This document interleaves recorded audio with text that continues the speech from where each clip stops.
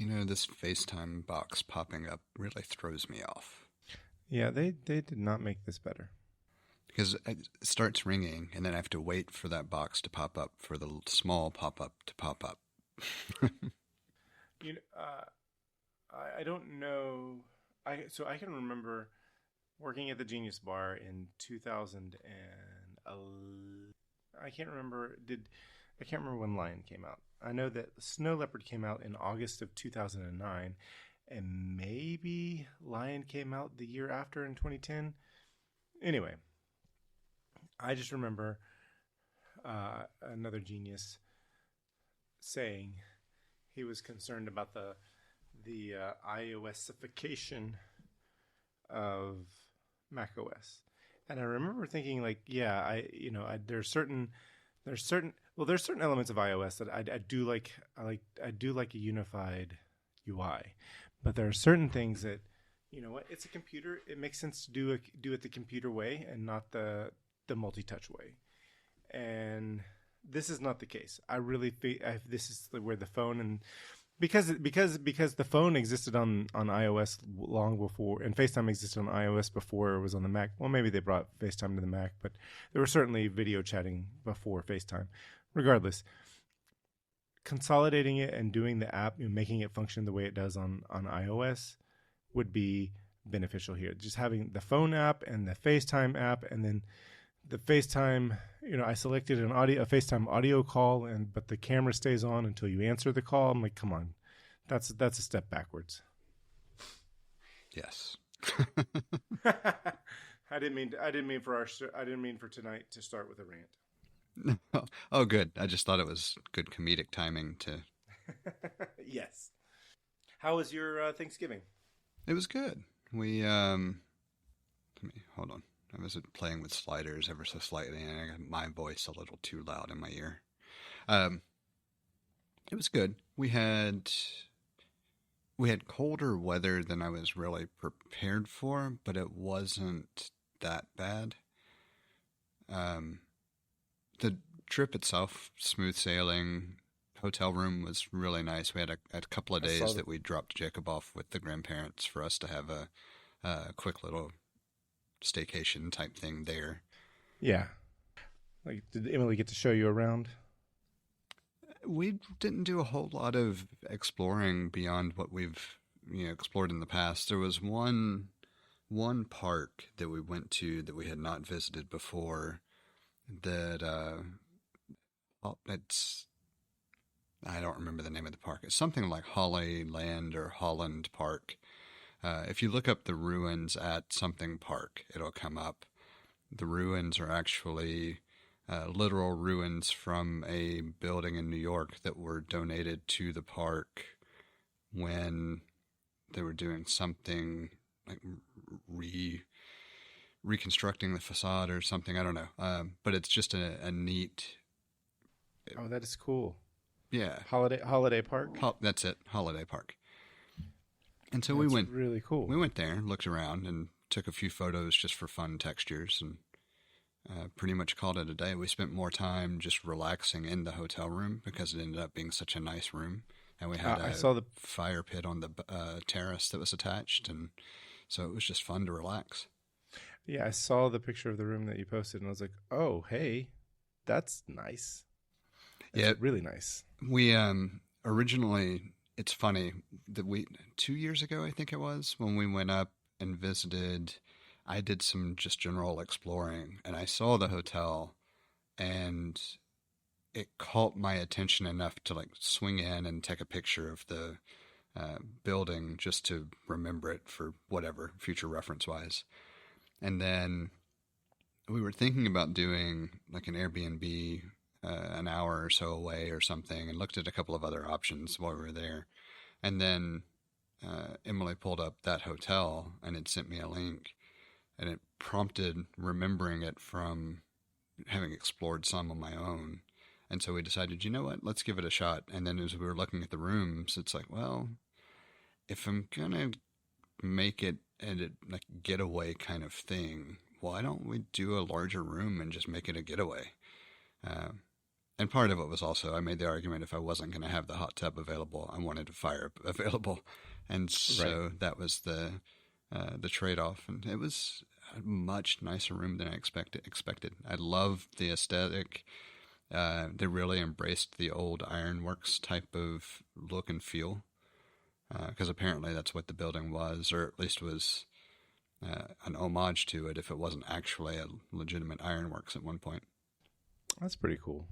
I like when they do that. I know that there's some places like I knew a guy who lived in the Liberty Building in Birmingham, downtown Birmingham, and it used to be um, a manufacturing facility for Liberty overalls. Okay. I know in Columbus, Georgia, there were a number of buildings that used to be textile mills that were converted to different properties. Mm-hmm. And it's pretty cool. So I like.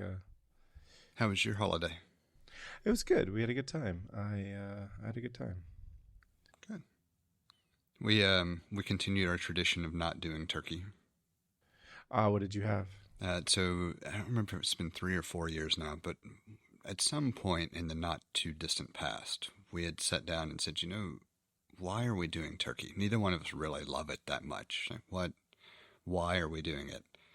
And we settled on Guinness beef stew as being a good holiday dish. And so 3 or 4 years in a row now, that's what it's been. Nice, nice. And so your in-laws are down with that? Yeah. Awesome. That's excellent. I happen to like turkey, so if given the choice between turkey and ham, I'm almost always going to choose turkey. Well, I'll generally choose turkey over ham unless it's a really, really, really good ham. But I don't love turkey.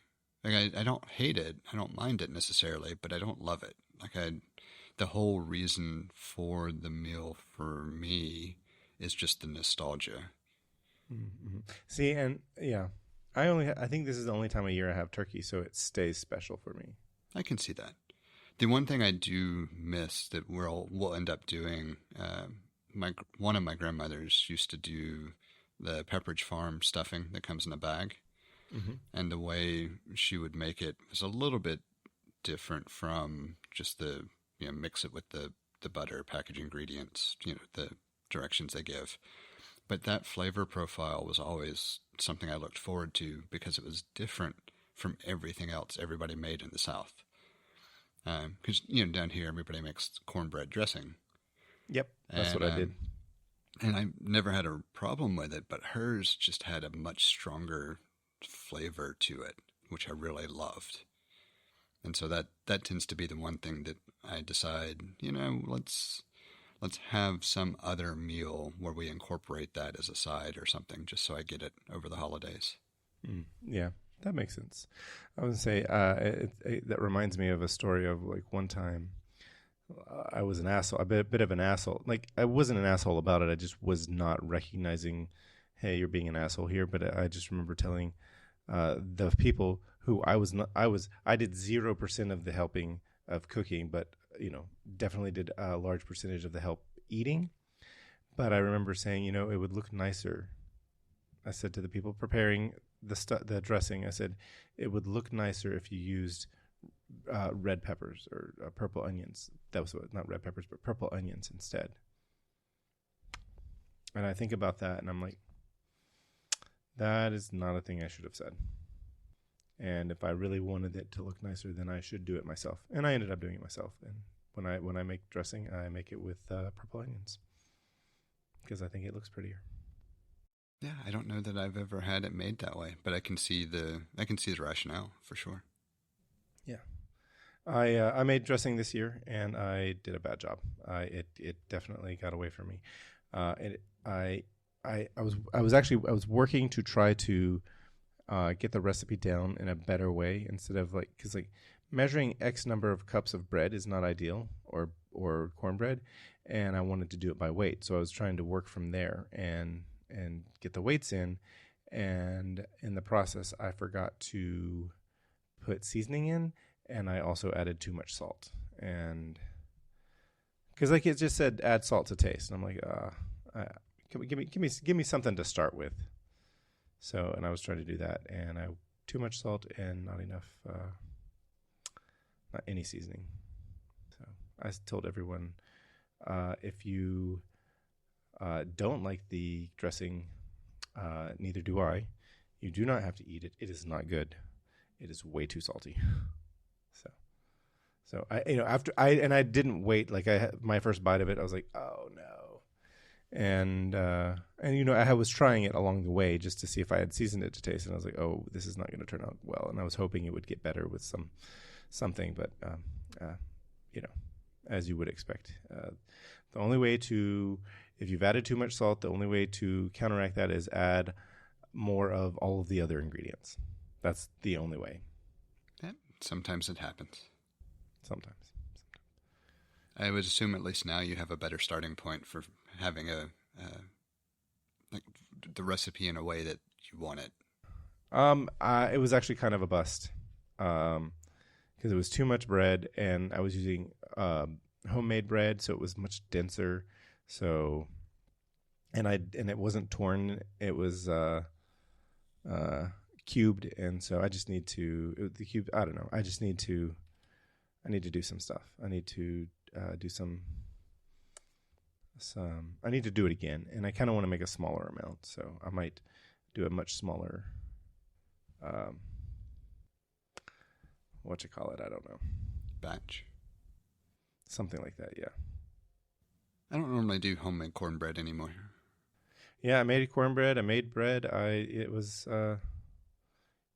had all of the promise to be a good thing, but it was not. But the turkey turned out great, and the gravy turned out really great, and I'm happy about that. Well, good. I do enjoy a good gravy. That's probably the one thing that is missing, is that without having the turkey and everything else. Now, granted, the Guinness beef stew makes a really good gravy as well.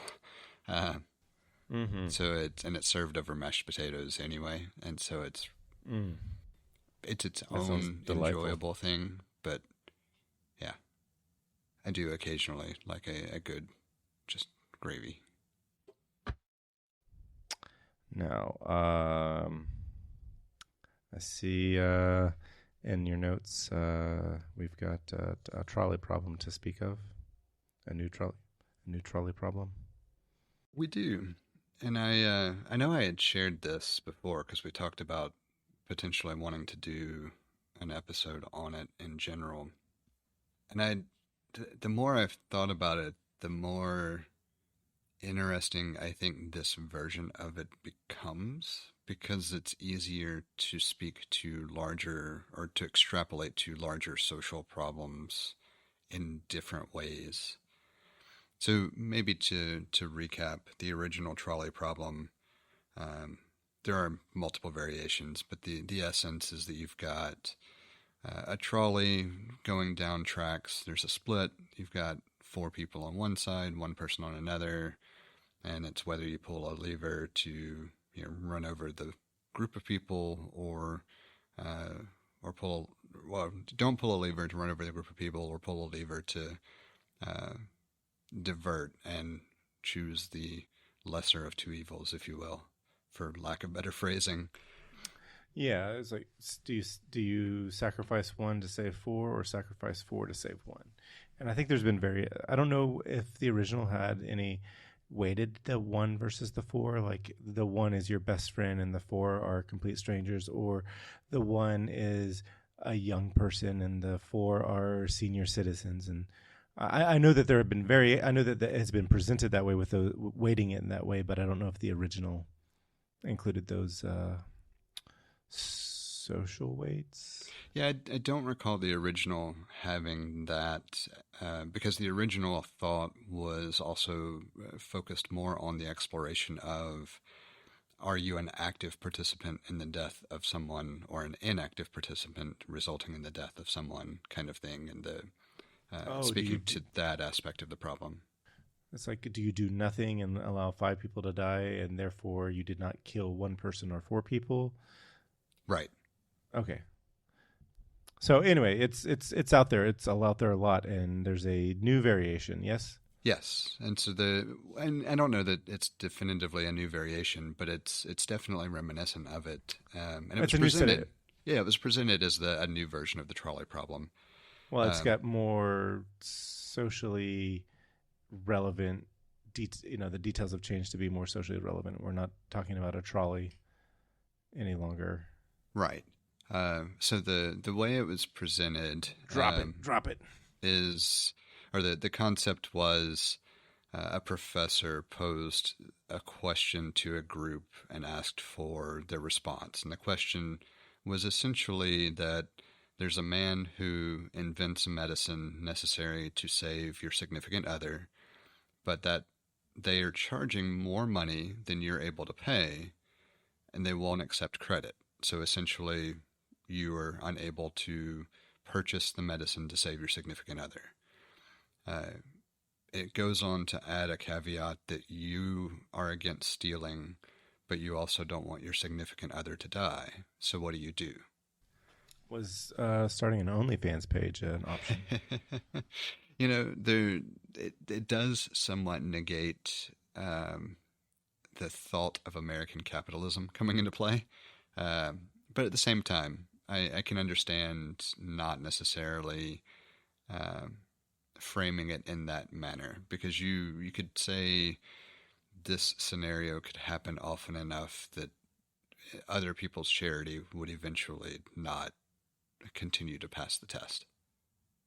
Right. You can only do so many GoFundMe's. Right. And the person who posted this on social media, their answer I thought was fascinating, because their answer was to not only steal the medicine after all, even though you're against stealing, but also to murder the inventor, because if the inventor is paywalling life-saving medicine, then the solution that involves the lowest body count, similar to the original trolley problem, would be to eliminate him to be able to provide the medicine to others. And so their conclusion was that we are ethically and morally obligated to eliminate the threat to human survival. And I love that last sentence in so many different ways that I think that's part of what made me go back and look at the original question in a little more detail. Because I'm not sure, with additional time and talking about it, I might have been able to come to a similar conclusion, but I'm not sure I would have taken it there. I feel like Luigi Mangione definitely took it there. Very much so. But I found everything about it fascinating. And so we had this in the show notes a couple of weeks ago when we referenced, coming back to it and doing more of an episode around it. And so here we are. But the last sentence itself kind of struck me as not really an outlier, but a much clearer recognition of the actual problem in a way that I don't think at college age I would have pieced together. I don't know if that makes sense necessarily, but it's... Yeah, I was going to ask you how you mean. So with additional pessimism, realism, however you want to phrase it, just additional years, and so being older, I feel like I would have thought about this conclusion, been much more likely to reach this type of conclusion than I would have 20 years ago. That yeah. Well, you're more jaded. Yes, but the general youthfulness and outlook of the world at large, I just don't think it would have crossed my mind at that point. Well, I say jaded, but I don't actually mean jaded. I think no, because I mean I think that's the word we use, but it's hard to say jaded when it's actually real. It's like no, I'm not jaded. I just understand the world as it works. More of how it actually works has been revealed to me than when I was 25 years ago. 25 years ago, I would have thought, no, that's unfair, that there should be some sort of interaction. Nobody should be allowed to have the medicine and then blockade it. But I mean, How much do we do that with the global South? How much does the West, essentially paywall or put life-saving medicines behind a paywall? Like, that is what we do. And there's there are organizations that struggle to get medicine to those people in reasonably legal ways. So, and this particular aspect of it is actually part of why I would negate the OnlyFans argument. Like, I didn't want to get into that side of it. No. It was to be funny. Oh, I know, but it's like looking at something like the dismantling of U.S. aid and the provisions for medication and everything worldwide. This is a perfect example of that in play. And how are you going to rectify that? There's only so much that you can rely on the benevolence of others or fundraising efforts of others to offset that. That realistically, the only way something like that is maintained is either through an extremely powerful, privately, egregiously wealthy individual, or a very powerful organization with the backing of a sovereign entity. Like those are the only two scenarios where it makes sense. Yeah, absolutely. And in both of those scenarios, you can make the argument that there is, I guess it's tougher to make the argument that a sovereign nation, it's up to a single entity depending on the formation, the way the nation's formed and decision making and everything else. But it's still a very select few. Mm-hmm. It's absolutely consolidated into a handful of individuals who have the power to make that change. Right. And so I guess the better phrasing of the question would be, even then, thinking about the ramifications to humanity at large, the disproportionate lesser number of individuals to remove from the equation in order to not gatekeep life-saving medicine, for this example, is still probably the better answer. Yeah. It's the whole concept of a for-profit healthcare system is to be the least of it is that it's problematic. It's more than problematic, but to be as simple as, I guess, to be simple it is certainly problematic, but it is at best it's problematic, and at worst it's downright evil. But the problematic piece, not to overuse the term, but what really makes it problematic is that it's completely counterproductive to this mission statement of the organization or entity or agency or service. Yeah, your mission statement, if you have a fiduciary responsibility to stockholders, your mission statement can't be to save people's lives. It's the wrong business. I kind of thought I would have more to go into. But yeah, I really thought I would have a lot more to consider. I think either we've gotten really good at digesting it into just succinct bullet points, or it just lent itself to being that succinct. It could be one or the other or both.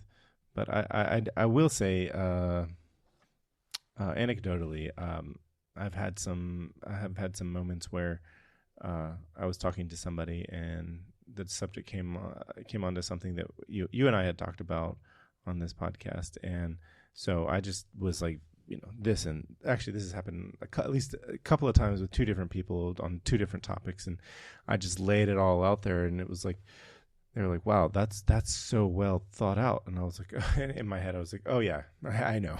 I have talked about this on more than one occasion, so like I know where I'm going on this. And so yeah. So. I do think that I have been so much more prepared for a lot of the current events topics as a result of actually being forced to think through things. That I can understand that. I'm making a long version of saying I agree. Same kind of thing has happened. Oh, no. Yeah. It's you go in and you're like, you're prepared because you've thought about it, you've talked about it, you've heard other people's counterpoints who probably have, I feel like we have the same. I feel like our values overlap, pretty, near 100%, I would say, and we talk about it, and then we have counterpoints, and we just have different points of view on the same position on the same topic, and so it's just and then we expound upon it, and it's like there's a certain value that comes from just talking to somebody about a thing that they may have provided no input, but you being able to talk to somebody, talk it through. And I don't mean to say that you don't provide any input. I'm just saying in general, you could have 0% input from the person you're talking to, but the fact that you were able to talk to somebody about it allows you to organize your thoughts in a different way, because you're explaining something that you think to somebody else, and that is different than you thinking about it on your own. Yeah. Yeah, 100%. And I didn't take it as not contributing. Oh, yeah. I just, I just got to thinking about, even in general, like I've had, I've talked a work problem through with, I've talked to Becca about a work problem. Like, she's not going to be able to, she knows I type on the computer, and she knows it has to do with 911. But if, I remember recently she was like, yeah, he's a programmer. I was like, no, baby, I'm not a programmer. But she was like, but your computer looks like it does from the 80s. I was like, yes, that's true. But it's not, that is different than programming. There is some amount of, yes, I am editing a configuration file, but it's not programming. Yeah, I think one of the things that we often forget is how much value we have in being forced to verbalize a thought. Mm-hmm, mm-hmm. And it's the same as like having, there's a whole other thing, like when you hear something, forcing yourself to write something down also, and, get it out of your head. Somehow get it out of your head is an important, fundamentally important part of solving a problem as a human. And I think, honestly, that's why these these different large language models that you chat to can be beneficial, because you can feel like you're having a conversation with another person, and passes the Turing test. Still have to be it's not the same as a human, and you have to be careful, but it's better than Fox News. There's an awful lot that you can rank above Fox News. Oh, yeah, you're not wrong. There's more good things about Fox News than bad things, I think. It has been fun being forced to write out some of the other, like when I do the scripts for the Renegade Noble episodes, mm-hmm. It's been interesting being forced to write out a lot of those, because I'm having to remember things that I just kind of take for granted anymore. Or, different pieces where it's like, oh, well, I do this, and I do it without even thinking about it, but how would I explain that to somebody? And just all the other things that go into it. But by extension of, like, these conversations and, talking to language models and everything else, like, that's been a whole other thing where I've forgotten how beneficial it was to write out a lot of these things when I was doing blog posts instead. So it's nice to have a return to that type of outlet, just in a different format. Mm, yes, I think somebody told this to me, and I think it came from. I think it's a commonly used phrase in the military, but it was see one, show one, or see one, do one, show one. So there's a thing that you're having to learn. If you need to see it, then you need to do it, and then you need to show someone else how to do it. And that is the best way to learn something. I know it. Excuse me. I know I've heard that in relation to the military. It also comes up pretty often in martial arts, because it's more ingrained to learn something when you have to teach it to someone else, especially when you're talking about complex motions. Well, I think militaries have existed for a long time, but human existence is a little bit older than the military, than the the first military, or first semblance of a military. But it is. I just know that it's used by the military a lot. It's still used by the military, but it's not. It's certainly something that is applicable to all. Or No, that's right. Yeah. I did, just to continue the trend, I saw an interesting blurb. I thought about putting it in the notes. Do you remember hearing about oh shoot, I don't remember the term for it now, but essentially the combating of fear through verbalizing a statement. Like you hear about it with the military all the time, where they're trained to control panic and anxiety by making statements, verbalizing something either about the situation or uh, about their feelings about the situation. You hear doctors do it pretty often, where uh, it's mistaken for like commands during surgery, or like you saw it portrayed in MASH all the time, where he would state closing or suturing or something of that nature. And it's I don't remember the psychological term for it now, but it's essentially born from a study where a number of men were essentially sensory deprived, locked in a completely dark room, no sound, no outside light or anything else. And the idea was to observe them for 48 hours just to see. And all of them, except for one participant, very quickly became disoriented and wanted to exit the experiment, everything else. The one person who made it through calmly, because they would describe things to themselves. I'm breathing, I'm sitting, I'm doing whatever, so that there was some grounding effect essentially from verbalizing commands, so that the fear response could not take hold. I know that I've heard something like this before, maybe not to this extent, but it did remind me. I think I've seen it demonstrated in, at least in a TV show. I thought about an early episode of Lost, where Jack, who's a spinal surgeon, who is trying to help somebody in a tough medical situation, and they said, I can't remember, like I counted to 5 or I counted to 10 or I counted to I can't remember what number he counted to, but he'd recounted the story where he was working on a patient,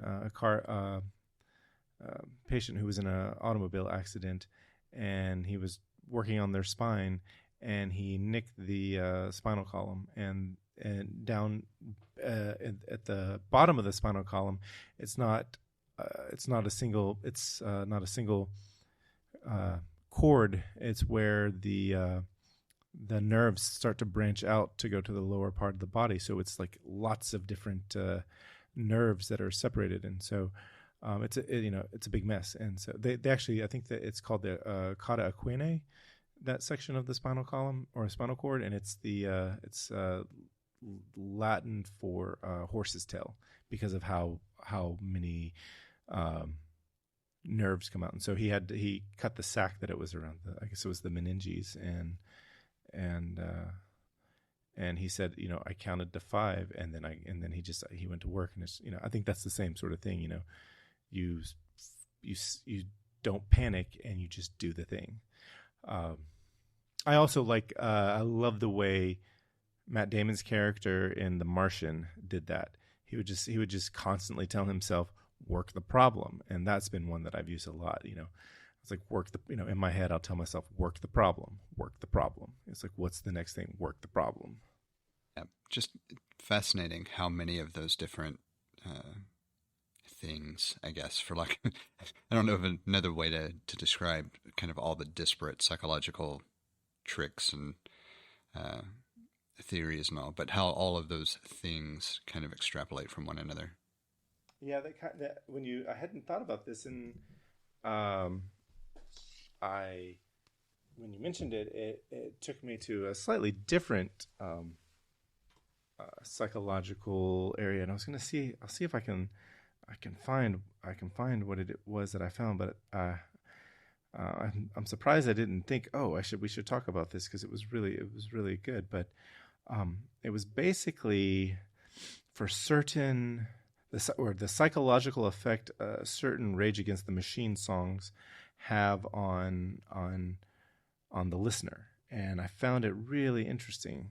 I'll see if I can find it, but it was a lot of it had to do with the in certain songs there's a lot of repetition of the same lyric again, so it sort of there were some studies that showed that it did have an effect on the listener in the way that you would expect or you would want to have with that sort of music. But I'm not sure where it is. I don't know if I can find it easily. There's so much that you could also draw upon in general with regard to relatively new research on how music affects the brain, and so psychological tie-ins. It's, we've known for a long time that media can affect many different psychological patterns and thought responses and emotions and regulation and everything else, but we haven't really explored a lot of that until relatively recently. If you think about just the body of research out there and what it covers. And it's kind of fascinating that you don't even have to go back 20-ish years for us to hit, maybe a little bit longer than that now, but not by much, but for us to get to the point where effectively the nature versus nurture debate was finally put to rest, because we finally understood that it was a combination of both that modify genetic expression, which by subsequent result modify psychological expression, which is just a lot of extra points to point out that there's so much we don't really understand yet, because a lot of the research is still so recent in history. Yeah. That's just one of those things that's easy to forget or get lost on how many of those things. Psychology as a discipline is really not that old. No, it's I would there's a lot of things that feel, medicine in general, we still have we're still pretty early on in what we know. So psychology even more so, because rightly or wrongly, there's a lot to learn. There's way more to learn than we have learned. So, and it's such a difficult thing to truly study. There's only so much they'll let you do to people. That's true.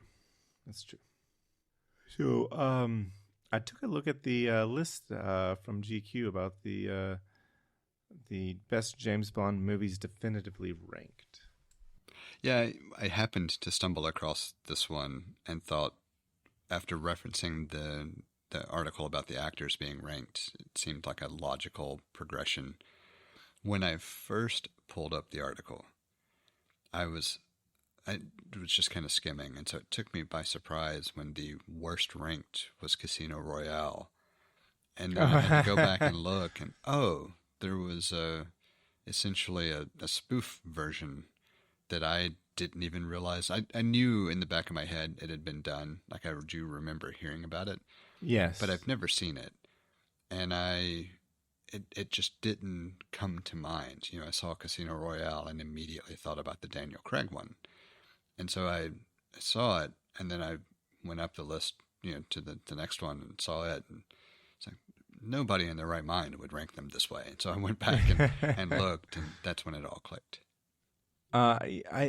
So I know Casino Royale was a book in the 50s, and I thought, Casino Royale was the first book that Fleming wrote, I believe. Okay, well, and I thought that there was like a made for TV movie, but maybe I'm confusing it with this spoof, but it is a spoof. Meaning, is it like it meant to become, like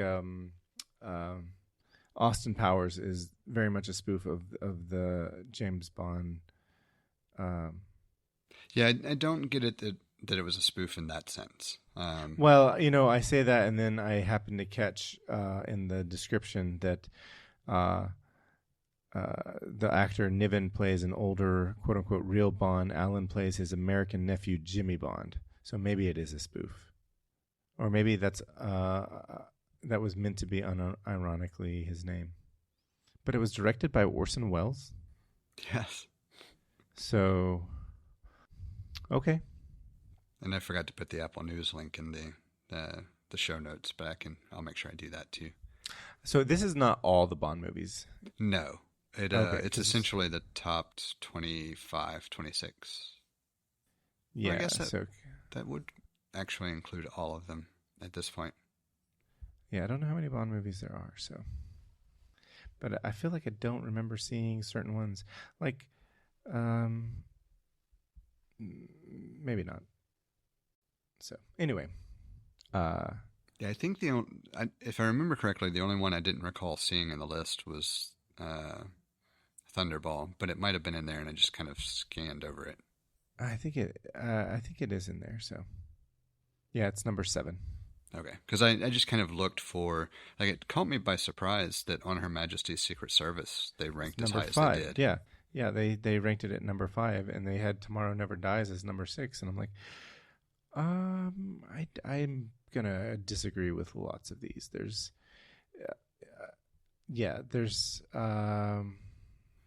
I certainly would not have ranked them in the order they ranked them, but for most of them, I can see the logic behind it based on their explanation. Like if I try to detach myself a little bit from my feelings and just base it on how they've explained their thought process, most of them I can kind of see. I don't know how you can explain Die Another Day and The World Is Not In. I don't know how you put those before Goldeneye. I'm looking for Goldeneye. And I did say most, not all. Okay. Well, yeah. So, like, I would have put I would have definitely had Goldeneye in the top 5. I would have too. I do, like, if you go back and look at their explanation, I do get that it felt more like almost like a get out of jail free kind of storyline, I guess is a good way to think of it. Like it wasn't as compelling as a lot of the Bond villains from that perspective, but to me it was a better movie for that, not because of the lack of it. Because to me, the thought of a fellow agent becoming, the antagonist, the treachery, like the deception, like that was. I mean, that's kind of what Skyfall is based on. Like, yeah, Skyfall. I mean, I think GoldenEye got it right, and Skyfall got it right, and they were different. Different. I mean, they were certainly different stories. But they got it right in their own, in their respective ways, and I thought that I'm trying to even remember. Like, I don't even remember who the Russian. It was Russia. Yeah, I don't remember who the Russians that were, the obvious antagonists in the movie were, but I definitely remember, when is it 009? 006. Is it 6? Okay, Trevelyan. Right. Yeah, I was just like, whoa, like I was like, that's hard hitting, like as far as like if you're James Bond, to find out your colleague is now your enemy. That was, yeah, I thought that was pretty obvious. So, and the fact that it felt less reliant on gimmicks and gadgets, like a lot of the Bond films had, which I get that if you take the entire scope of works, absent the Daniel Craig era, that was a key component to all of them other than GoldenEye. So I do understand it being an outlier in a lot of ways, but to me that's what made it so much better. Well, see, it was born, Bond was born in the 50s and, came to the screen in the 60s. And yeah, I think that was important at the time, but by the time we get to, I think there were like three Bond movies in the 80s. I think it really that was when it had to fade away as like you see he still needed the tools, but to be focused on gadgets I think was really problematic, because in the 80s there was a huge boom of computers and electronics, and they were no longer exotic items, they were household items. So when I still like the movie, but in Die Another Day, no, Tomorrow Never Dies, he's controlling a BMW with his, like, it's a 5 Series, and he's controlling it with his phone, like some Nokia phone. I'm just like, it was a Sony phone. It was a Sony phone? Yeah. Sony was a partnership for paid placement, just like BMW was. Yeah. So it's just like, it just came across as cheesy to me. It came across as, yeah, that would have impressed people in this, 60s and the 70s. But it's like, yeah, this is no longer a thing that impresses me. The funny thing about that example is that's one of the few gadgets that I didn't buy. It felt more like it was an okay thing to throw in than some of the other ones. Well, I think the reason why it's so problematic for me is because, we live in an age where we have controlled things with our phones. Well, and the amount of precision that he was using, yes, like that, yes. that was problematic. Exactly. I think it's like, oh, this is too much for my suspension of disbelief here. I mean, it's only been recently that, in the last 10 or 15 years that drones have become accessible. We could get compute small enough for drones to become accessible to everyone. So much less, controlling a full, a car like that. So yeah, if it had been more broad maneuvers and not such precise maneuvers, I think it would have landed differently. Yeah, because he was in if I remember correctly, he was in a parking garage controlling that, and there's not a lot of space there. I was happy to see that at least the newer 2006 Casino Royale, Casino, number one, topped the list, which to me felt accurate. Even if it's not your favorite movie, I think it's hard to argue it's not the best Bond movie for a number of reasons. So, and I know that I've said it before, but it's like, it was kind of a perfect, it was kind of a great reboot to create an acceptance of his womanizing tendencies, but a humanizing of them. It went from, I feel like in that movie, it went from, in the previous movies, his womanizing was certainly glamorized. And I think in Casino Royale, they kind of show like, no, this is not a glam. They didn't, I don't think that, I think by the end of the Daniel Craig era, I think they started handling it better. But like certainly in Casino Royale, they didn't, they just sort of took an amoral approach to it and said, this is a thing that men do. And they showed like the reason that Bond did it was because he was a hurt person. He was, hurt people. So they didn't really take a negative stance to it, but they also did show it in a light that's not glamorizing it. So it was a good step forward.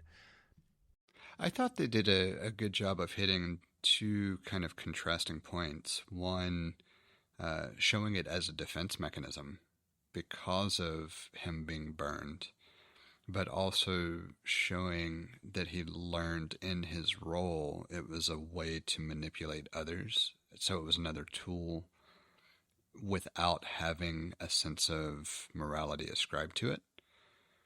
And so you can make your own judgment call about whether it was appropriate for like the whole ends justify the means argument, and the way things might play out with this type of espionage, just in general, but also recognizing that there's an undercurrent of keeping people as objects helps protect him to fulfill his role as well.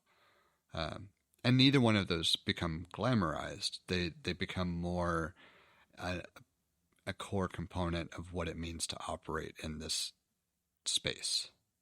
I think it would be a much easier argument or a much easier case to make that as a solid argument for showing this if no spy movies prior to Casino Royale had glamorized the behavior, the sexual behavior of James Bond. Oh, for sure. Like it's really it's like difficult to make the argument with the rest of the Bond universe visible. Just the fact that the patriarchy is the way that it is. And Hollywood is the way that Hollywood is incredibly problematic for these things. But the main reason I make that distinction with the Craig era, though, is because many of the female characters would not make a stretch to think that they would make similar choices. Right. It's a strong argument if you could argue in a vacuum. Fair. But like Judi Dench's M is one that certainly would be the type of character to me coming through the ranks who would make very similar decisions. Like, sure, I'll play the guy. Yes. Oh, no. Absolutely. Or Ana de Armas' character absolutely would do the same way. Yeah, and if you as I think that if you watch that even as a feminist, you'd be like, yeah, and it's because this has been done to women for millennia, and women are finally starting to crack the glass ceiling, and so it does. There's no need to defend a woman when she behaves that way. Like it's an easy thing to say. Yeah, that she's doing her job.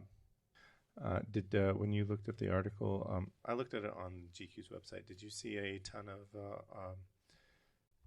of advertisements for Johnny Walker Blue? I have it pulled up. Let me take a look. I noticed that it didn't show me the full thing, and so I just immediately pulled it up in Apple News.